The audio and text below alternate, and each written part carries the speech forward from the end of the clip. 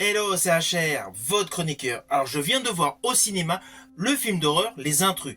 Honnêtement, c'est une dinguerie. Et forcément, il faut que je vous en parle. Mais avant cela, n'oubliez pas, si vous n'êtes pas abonné, pensez à le faire.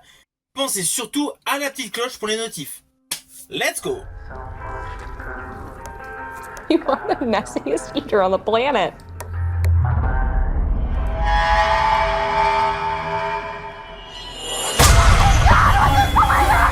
Lock the front door!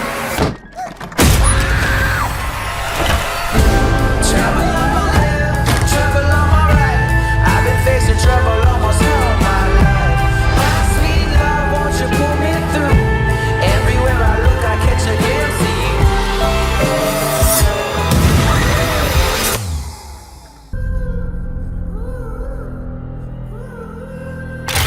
Alors tout d'abord, sachez que ce film est en fait un film appartenant à une longue saga horrifique. Cette saga horrifique avait débuté en 2008, avec d'ailleurs comme interprète principal Liv Tyler, et le film avait pour titre The Strangers. There's someone out there.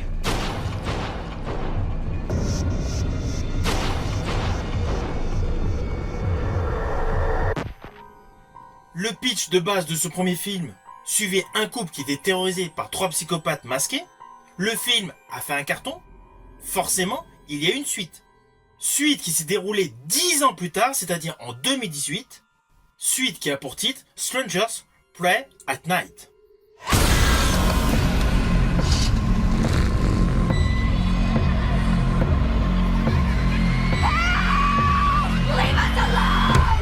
L'histoire de cet opus suivait donc une famille qui décide de se reposer dans un parc de mobil-home la nuit et ils sont agressés par un groupe d'assaillants masqués. Nous retrouvons donc le postulat des assaillants masqués. Évidemment avec la même structure de masque que dans le premier opus, Strangers. Ainsi, chacun de ces deux opus avait une conclusion scénaristique. Alors forcément, vous allez me dire, c'est la loi du succès, c'est la loi des suites. Aujourd'hui, 15 mai 2024, il y a donc au cinéma le nouvel opus de cette franchise, qui a pour titre Les Intrus. Alors pourquoi je dis franchise? Parce qu'en fait, Rainy Harlin, le réalisateur de ce nouvel opus, Les Intrus, a réalisé certes la suite des deux précédents, mais en fait c'est le premier opus d'une nouvelle trilogie. De ce fait, cette saga horrifique va compter au total 5 films. D'où l'appellation légitime de franchise. Et apparemment, les deux prochains opus, également réalisés par Rainy Harlin, vont sortir au cinéma assez rapidement, fin 2024 et début 2025.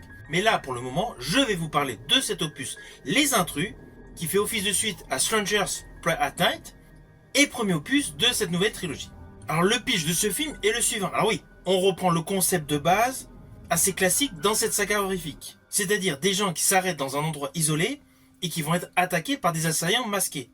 Mais pour être un peu plus précis sur l'histoire, voici les lignes scénaristiques, bien évidemment, de ce début d'histoire.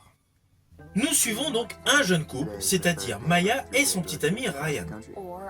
Ils veulent radicalement changer leur quotidien dans le nord-ouest pacifique.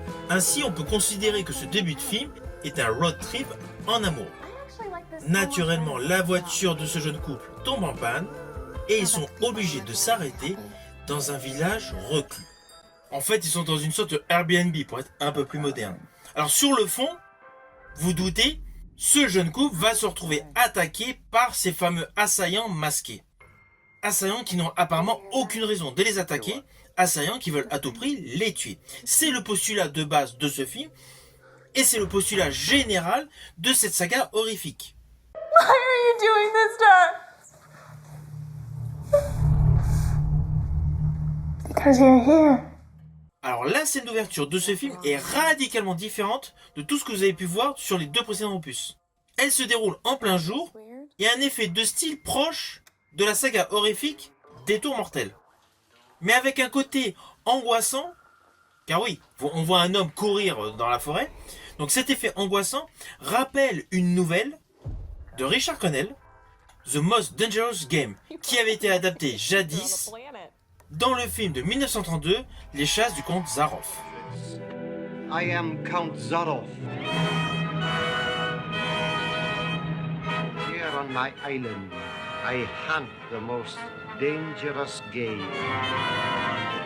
Après une entrée en matière assez fugace donc d'un homme courant dans les bois, avec quelque chose d'étonnant qui va lui arriver, enfin étonnant, pas forcément cool, surgit un bandeau rouge sur fond noir, précisant le nombre de meurtres qu'il y a aux États-Unis par seconde. Immédiatement, on comprend le côté ténébreux qui va se dégager tout au long de ce film. Surtout qu'en l'occurrence, un deuxième bandeau s'affiche vous précisant que depuis que vous regardez le début du film, il y a eu, je crois, à peu près 7 morts. Enfin 7 meurtres. Voilà. Le concept de base, l'entrée en matière de Renny Harlin, assure immédiatement un effet très sombre. Et ce côté sombre, vous allez le retrouver dans tout le film, du début jusqu'à la fin, avec pas mal de plans séquences qui vont jouer essentiellement sur les contrastes de situation, de manière à faire monter en vous une peur crescendo.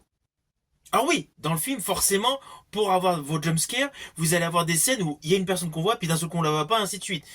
C'est assez classique. Mais là, dans ce film, en fait, cela se produit à de nombreuses reprises, mais pas du tout à des moments où vous allez vous y attendre. Il va y avoir un effet assez surprise.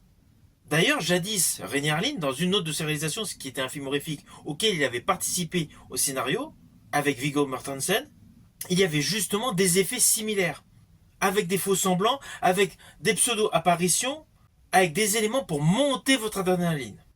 Ce film d'ailleurs était un petit bijou du cinéma horrifique, il s'agit de Prison. What's happening in there?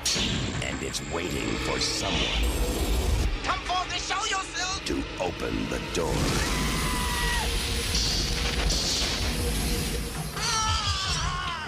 Alors oui, c'est un film de slasher, c'est fait pour les aficionados de slasher movie. Mais la grosse particularité de ce film, c'est qu'il y a de l'innovation essentiellement sur certains plans séquences. En fait, la grande plus-value de ce film est la réalisation de Renny Harlin. Car dans le fond, certes, le couple de jeunes amoureux est bon. Je rajouterais, ils sont attachants. La bande de psychopathes est parfaitement campée. Et l'histoire est certes assez convenue pour ce genre de film. Film qui respecte tous les codes du genre. Mais le côté qui rend le film davantage intéressant, c'est le fait d'avoir une bande son en totale adéquation avec chaque plan visuel, et essentiellement la réalisation de Renny Harlin. Renny Harlin qui a derrière lui une énorme filmographie. Alors oui, il a réalisé des films comme 58 minutes pour vivre, L'île aux pirates, Au revoir à jamais. Il a également réalisé Driven, La légende d'Hercule, Cleaner. Mais outre le fait d'avoir réalisé ces films destinés à un large public, il a réalisé des films d'horreur. Et des films d'horreur qui ont laissé une certaine empreinte. Je pense principalement au Cauchemar de Freddy. Il est le numéro 1 de la terreur. En 2004, il avait réalisé un opus de la saga L'Exorciste, il se nommait The Beginning. Et côté sensation forte, il avait réalisé Peur Bleue, et il avait réalisé un film totalement en adéquation avec ce film Les Intrus. Ce film n'est autre que Profession Profiler. Ainsi, au vu de la large filmographie de Renny Harlin, ponctuée de certains films horrifiques, les montées d'adrénaline, les jumpscares, les screamers sont parfaitement mis en exergue dans ce long métrage Les Intrus. Alors Renny Harlin est un bon réalisateur de cinéma, il travaille également en tant que réalisateur pour la télé, mais sa plus grosse partie de travail est sur le cinéma. Alors oui, il n'a pas fait de chef-d'œuvre cinématographique, mais il a fait de bons films qui ont remporté de bons succès. Et je rajouterai que la particularité de Renny Harlin, c'est qu'il sait alterner les scènes d'action et les scènes d'accalmie. Et justement, dans le genre horrifique, c'est une plus-value d'un réalisateur de ce talent pour accroître une montée d'adrénaline à chaque plan en séquence que vous découvrez. Car oui, le film, l'histoire est assez classique, assez convenue au vu des deux précédents opus. Mais vous allez avoir vos moments de frayeur, vous allez avoir une montée d'adrénaline et vous allez avoir vos jumpscares. Et le final de ce film est totalement inattendu. Ce qui est assez rare pour ce type de film. Alors oui, il y a une nouvelle trilogie qui est mise en place. Mais le final de ce film a un côté totalement inattendu. Et dans le registre horrifique, c'est extrêmement rare de ne pas deviner totalement le final.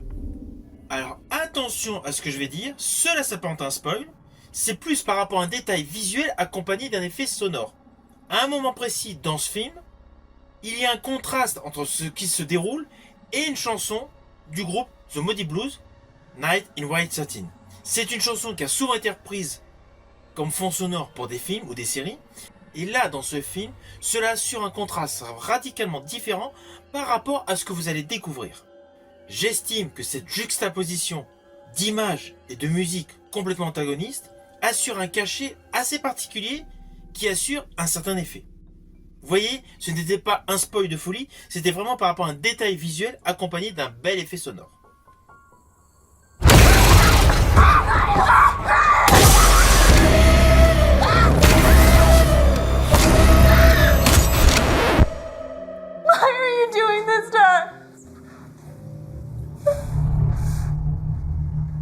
Because you're here.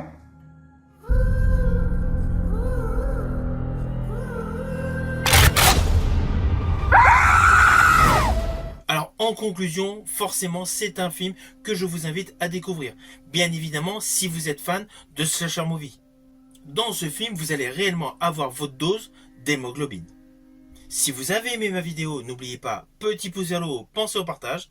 Quant à moi, je vous dis à bientôt pour une prochaine vidéo.